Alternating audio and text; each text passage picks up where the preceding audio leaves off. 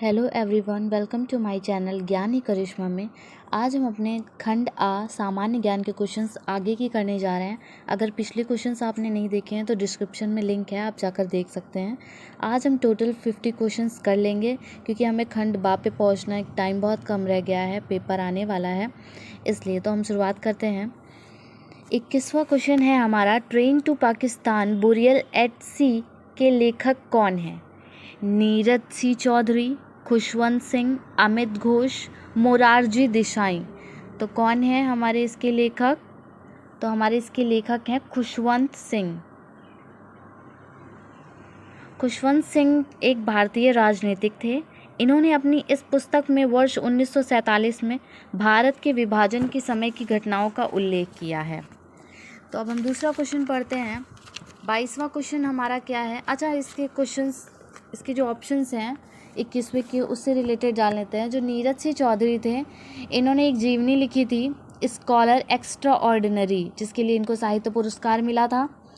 और अमित घोष जो हैं, इन्होंने लिखा था द शैडो लाइन्स, जिसके लिए इन्हें साहित्य पुरस्कार भी मिला था, इनको भी। और जो मोरारजी देसाई हैं, इन्होंने लिखा था, एक उपन्यास लिखा था the story of my life, इसके लिए इनको भारत रत्न मिला था। फिर हम 22वें क्वेश्चन पे करते हैं। 22वां क्वेश्चन क्या है हमारा? स्वास्थ्य विज्ञान विश्वविद्यालय विधेयक 2021 किस राज्य की विधानसभा द्वारा पारित किया गया? तो ये जो है उड़ीसा की राज्य की विधानसभा द्वारा पारित किया गया था। इस विधेयक को विधानसभा ने 3 सितंबर 2021 को पारित किया था। इस विधेयक के द्वारा राज्य में एक स्वास्थ्य विज्ञान विश्वविद्यालय की स्थापना की जाएगी और इसके तहत राज्य में विद्यमान सभी चिकित्सा और पैरामेडिकल संस्थानों को संबद्ध किया जाएगा। तो अब हमारा 23वां क्वेश्चन है, अगस्त 2021 में भारत सरकार के किस मंत्रालय ने सुजलाम अभियान की शुरुआत की थी? सुजलाम अभियान की शुरुआत की थी जल शक्ति मंत्रालय ने, वन एवं पर्यावरण मंत्रालय ने, पेट्रोलियम एवं ऊर्जा मंत्रालय ने, या सहकारिता मंत्रालय ने? तो जल शक्ति मंत्रालय ने सुजलाम अभियान की शुरुआत की थी। तो इसका मुख्य उद्देश्य क्या था? ग्रामीण क्षेत्रों में, भारत के ग्रामीण क्षेत्रों में अधिक से अधिक गांवों को खुले में शौच मुक्त ODF बनाना। इस अभियान की शुरुआत आज़ादी के अमृत महोत्सव के हिस्से के रूप में की गई थी। यह 100 दिनों का एक अभियान है जिसे 25 अगस्त 2021 को लॉन्च किया गया था। अब हमारा 24वां क्वेश्चन है, पंजाबी भाषा किस लिपि में लिखी जाती है? सिंधी, गुरुमुखी, देवनागरी, या इनमें से कोई नहीं? तो हमारा करेक्ट आंसर है गुरुमुखी भाषा में। अब गुरुमुखी लिपि में लिखी जाती है। गुरुमुखी लिपि का विकास सिखों के दूसरे गुरु अंगद द्वारा किया गया था। 25वां क्वेश्चन है हमारा, भारत में प्रथम स्थापित परमाणु संयंत्र एटॉमिक प्लांट कौन सा है? कैटिनॉम परमाणु संयंत्र, कुंडनकुलम परमाणु संयंत्र, तारापुर परमाणु संयंत्र, या भाभा परमाणु संयंत्र?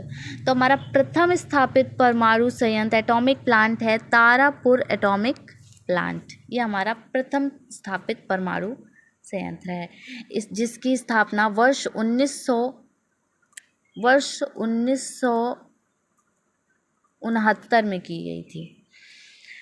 अब हमारा आगे कुछ क्वेश्चंस पे आते हैं। 26वां क्वेश्चन है, CAD का पूर्ण रूप क्या है? तो CAD का पूर्ण रूप हमारा क्या है?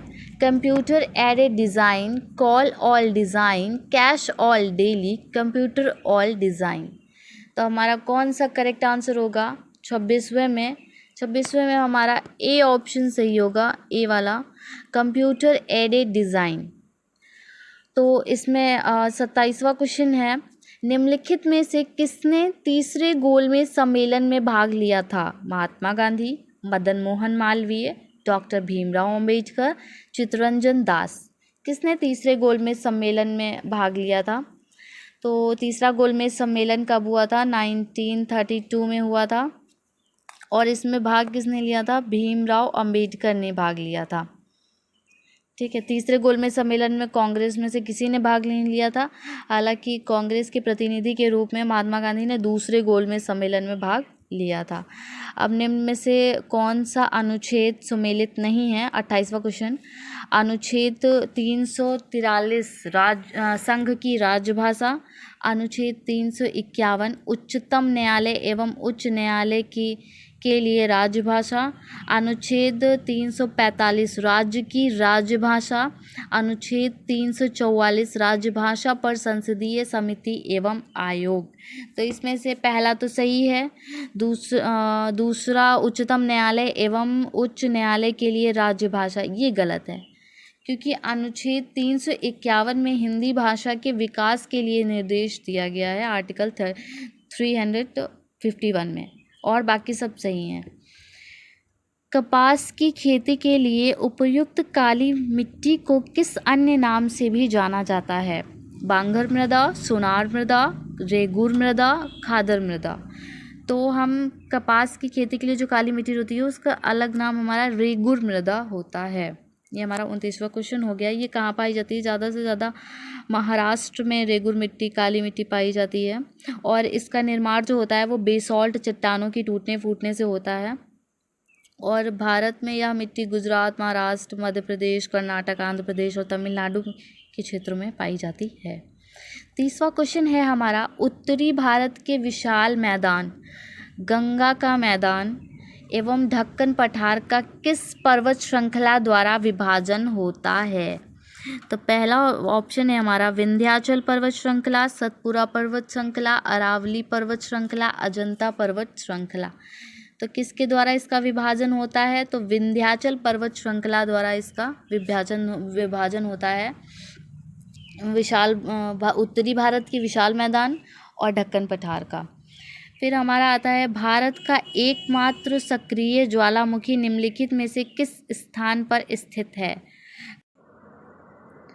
ए कार निकोबार, बी माया बंदर, सी लक्षद्वीप, डी बैरन द्वीप। तो करेक्ट आंसर हमारा है बैरन द्वीप, जो कि भारत का एकमात्र सक्रिय ज्वालामुखी है। जो बैरन द्वीप निकोबार द्वीप समूह का एक हिस्सा है, जबकि अंडमान निकोबार द्वीप समूह में स्थित नारकोंडा एक सुषुप्त ज्वालामुखी है। अब हम आते हैं हमारे 32वें क्वेश्चन पे। 32वां क्वेश्चन हमारा क्या है? महाराष्ट्र के प्रसिद्ध संत ने रामायण पर भावार्थ रामायण नामक टीका लिखी, कौन थे ये? तो ए हमारा ऑप्शन है रामदास, बी एकनाथ, नामदेव, ज्ञानदेव। किसने लिखा था भावार्थ रामायण नामक टीका? तो इन्होंने लिखा था, एकनाथ संत ने लिखा था। 33वें क्वेश्चन पे आते हैं। ओ चंद्रशेखरन, जिनका अगस्त 2021 में निधन हो गया, इन्होंने किस खेल से ओलंपिक में भारत का प्रतिनिधित्व किया था? ओ चंद्रशेखरन मेनन थे, जो कि फुटबॉल खेल खेलते थे। अब 34वें क्वेश्चन पे आते हैं। केंद्रीय पर्यावरण, वन एवं जलवायु परिवर्तन मंत्रालय द्वारा भारत के किस शहर में पहला क्रियात्मक स्मॉग टावर का उद्घाटन किया गया? चेन्नई, विशाखापट्टनम, दिल्ली, कोलकाता। तो दिल्ली में किया गया। निम्नलिखित में कौन मौर्य सम्राट अशोक के मेरठ एवं टपोरा शिलालेखों को दिल्ली ले गया था? ए ऑप्शन मोहम्मद गौरी, फिरोज शाह तुगलक, जलालुद्दीन फिरोज या गयासुद्दीन तुगलक। तो तुगलक वंश का एक शासक था फिरोज शाह तुगलक, वो ले गया था मौर्य सम्राट अशोक के मेरठ एवं टपोरा शिलालेखों को दिल्ली ले गया था। और इस तुगलक वंश की स्थापना किसने की थी? तो ये गयासुद्दीन जो तुगलक हैं, इन्होंने ही तुगलक वंश की स्थापना की थी। 36वां क्वेश्चन है। भारत का प्रधानमंत्री उसकी सरकार के खिलाफ अविश्वास प्रस्ताव में भाग नहीं ले सकता जब वह गठबंधन सरकार चलाता हो, वह राज्यसभा का सदस्य हो, वह लोकसभा का सदस्य हो, जब उसके पास कम सांसद हो। तो प्रधानमंत्री की सरकार के खिलाफ अविश्वास प्रस्ताव में भाग नहीं ले सकता जब वह राज्यसभा का सदस्य हो। अब हम आते हैं हमारे 37वें क्वेश्चन पे। एशिया की सबसे बड़ी खारे पानी की झील कहाँ स्थित है? बहुत बार क्वेश्चन ये पूछा जाता है, तो और कौन सी है ये भी बता देंगे इसी टाइम। तो हमारा कहाँ पाई जाती है सबसे बड़ी खारे पानी की झील कौन सी है? चिल्का झील है। चिल्का झील है, जो कि कहाँ पाई जाती है? उड़ीसा में।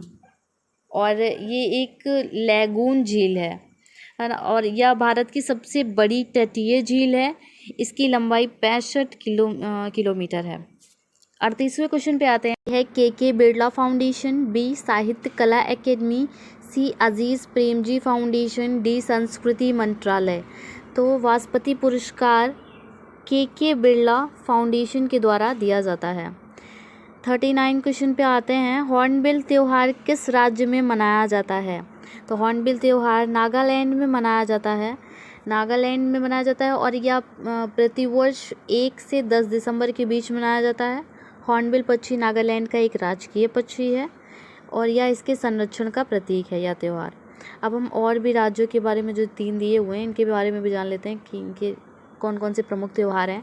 तो मणिपुर का है योसांग, मिजोरम का है चपसरकूट, मेघालय का है वंगाला भी जिसे कह सकते हैं। तो 40वां है उद्योगों के लिए वित्तीय सहायता देने के लिए सर्वोच्च बैंक कौन सा है? Axis bank, SBI, IDBI, ICICI। तो करेक्ट आंसर है हमारा IDBI। IDBI का फुल फॉर्म क्या होता है? Industrial Development Bank of India. Axis bank आपको पता ही है, SBI आपको पता ही होगा, State Bank of India. ICICI का फुल फॉर्म होता है Industrial Credit Investment Corporation of India bank. 41वें क्वेश्चन पे आते हैं। कंप्यूटरों में प्रयुक्त IC चिप बनते हैं। IC चिप्स मतलब क्या होता है? इंटीग्रेटेड सर्किट चिप होता है, जो कि किसकी बनी होती है? ऑप्शन ए है सिलिकॉन से, आयरन ऑक्साइड से, सिल्वर से, क्रोमियम से। तो सिलिकॉन से बनी होती है। 42वें पे आते हैं। 42 क्वेश्चन पे हैं, 42 पे। तो मल्टी प्रोसेसिंग होती है बिना किसी प्रोसेसर के, एक से अधिक प्रोसेसर द्वारा, एक प्रोसेसर द्वारा, उपयुक्त में से कोई नहीं। तो मल्टी प्रोसेसिंग एक ऐसी प्रोसेसिंग होती है जो कि एक से अधिक प्रोसेसर द्वारा होती है। पी ऑप्शन हमारा करेक्ट आंसर होगा। इसमें एक ही कंप्यूटर 2 या 2 से अधिक CPU का प्रयोग करता है। 43वें क्वेश्चन पे आते हैं हमारा। भारत ने अगस्त 2021 में किस देश के साथ दक्षिण चीन सागर में नौसैनिक अभ्यास किया? तो ऑप्शन है हमारा वियतनाम, सिंगापुर, फिलीपींस, मलेशिया। किसके साथ किया था? तो वियतनाम के साथ इन्होंने किया था। अब हम आते हैं हमारा 44वां क्वेश्चन है। भारत के भौगोलिक केंद्र होने के कारण निम्नलिखित में से किस शहर को 0 मील सेक्टर कहा जाता है? नागपुर, भोपाल, इंदौर, जबलपुर। किसको कहा जाता है भारत 0 मील सेक्टर? तो भारत के महाराष्ट्र राज्य का शहर नागपुर है, जिसको क्या कहते हैं? 0 मील सेक्टर कहा जाता है। अब इसको 0 मील सेक्टर क्यों कहा जाता है? दरअसल अंग्रेजों के शासनकाल में यह जगह भारत का केंद्र बिंदु थी। अंग्रेज यहाँ से देश के अन्य हिस्सों की दूरी मापते थे, इसलिए इसे 0 मील सेक्टर कहा गया था। 45वें क्वेश्चन पे आते हैं। भारत के संविधान में संशोधन द्वारा किस आयोग की स्थापना की गई थी? राष्ट्रीय अल्पसंख्यक आयोग, राष्ट्रीय महिला आयोग, राष्ट्रीय अनुसूचित जनजाति आयोग, राष्ट्रीय बाल अधिकार संरक्षण आयोग। तो किसकी स्थापना की गई थी? ऑप्शन नंबर हमारा सी, राष्ट्रीय अनुसूचित जनजाति आयोग की स्थापना की गई थी भारत के संविधान संशोधन द्वारा। 46वें क्वेश्चन में आते हैं। निम्नलिखित में से कौन सी पुस्तक कुलदीप नैयर द्वारा लिखी गई है? Golden threshold, India the critical years, painter of science, the bride's book of beauty. Kuldip Nayar ने कौन सी पुस्तक लिखी है? तो कुलदीप नैयर ने ऑप्शन नंबर बी जो है हमारा सही है, India the critical years Kuldip Nayar ने लिखी है। जान लेते हैं गोल्डन थ्रेशोल्ड किसने लिखी है? तो गोल्डन थ्रेशोल्ड को सरोजनी नायडू ने लिखी है। ठीक है, सरोजनी नायडू ने लिखी है। पेंटर ऑफ साइंस को किसने लिखा था? चार्ल्स डार्विन ने लिखा था। और the brides book of beauty को मुल्कराज आनंद ने लिखा था। अब हम 47वें क्वेश्चन पे आ जाते हैं। यक्षगान किस राज्य की प्रमुख नृत्य कला है? आंध्र प्रदेश, मेघालय, मध्यद्वीप, कर्नाटक, किसका है यक्षगान? तो यक्षगान हमारा बैक हो गया था, तो हम कहाँ पे क्वेश्चन पे थे? 47 पे थे। यक्षगान किस राज्य की प्रमुख नृत्य कला है? तो ये प्रमुख नृत्य कला है कर्नाटक की। और आंध्र प्रदेश का प्रमुख नृत्य कला क्या है? तो कुचिपुड़ी है। मेघालय का क्या है? तो लाहो है। और मध्य प्रदेश का, अगर मध्य प्रदेश की बात करें तो इसका है मटकी और ज्वारा। मटकी और एक होता है जवारा, ये हमारा एमपी का है, मध्य प्रदेश का। तो अब हम आते हैं 48वें पे। निम्न में से भारतेंद्र हरिश्चंद्र की रचना है ए अमृत बाजार पत्रिका, वंदे मातरम या भारत दूरदर्शा मराठा। तो हमारा ऑप्शन है करेक्ट कौन सा होगा? अमृत बाजार पत्रिका या वंदे मातरम तो भारत दूरदर्शा जो है वो भारतेंद्र हरिश्चंद्र की रचना है। और अब बात करते हैं वंदे मातरम, तो सबको पता होगा बंकिम चंद्र चटर्जी द्वारा। और अमृत बाजार पत्रिका जो है ये लिखी गई थी दो भाइयों से द्वारा लिखी गई थी, एक थे शिशिर घोष और दूसरे थे मोतीलाल घोष। ठीक है, अब हम आते हैं 49। हमारा क्वेश्चन क्या है? संविधान में उद्देश्य प्रस्ताव किसके द्वारा प्रस्तुत किया गया?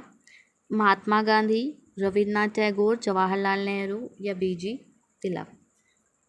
तो जवाहरलाल नेहरू द्वारा संविधान में उद्देश्य प्रस्ताव लिखा गया था। ये बहुत बार पूछा जाता है क्वेश्चन कि उद्देश्य प्रस्ताव किसके द्वारा लिखा गया था? तो ये जवाहरलाल नेहरू द्वारा मतलब प्रस्तुत किया गया था। 50वां क्वेश्चन है हमारा, प्लान्ड इकोनॉमिक फॉर इंडिया के लेखक कौन है? डॉक्टर विश्वेश्वरा, महबूब उल हक, अमृत सेन और जयप्रकाश नारायण। तो इसका आंसर आप प्लीज़ कमेंट बॉक्स में करें। Thank you so much for watching my video. Thank you.